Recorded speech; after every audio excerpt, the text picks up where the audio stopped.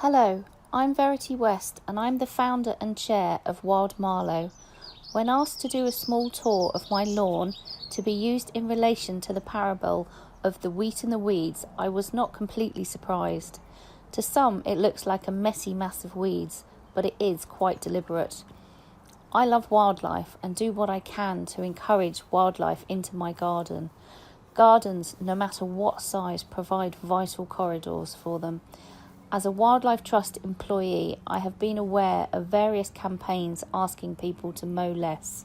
Say no to the mow and no mow may are just a couple. So this year I decided to let one area of my lawn remain uncut to see what would grow.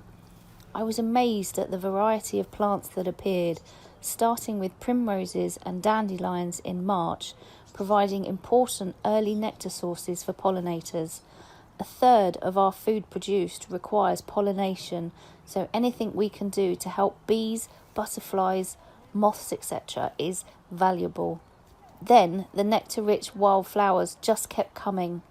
Common self-heal, common daisies, germander speedwell, white clover, common nipplewort, fringed willow herb, smooth hawksbeard, creeping cinquefoil, herb Robert, all these fantastic plants for pollinators.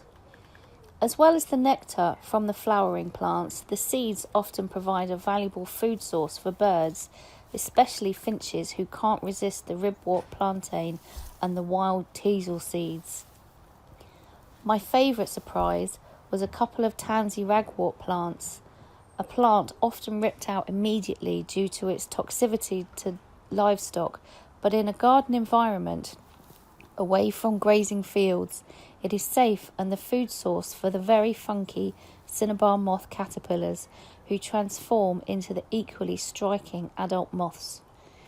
The long vegetation also acts as a shelter for many different species. I've seen lots of different bugs and beasties in amongst the long grasses, as well as damselflies and froglets. Where some people see a neglected lawn of weeds, I see a valuable, rich wildlife habitat, full of life, and I love to watch all the species making the most of it every day.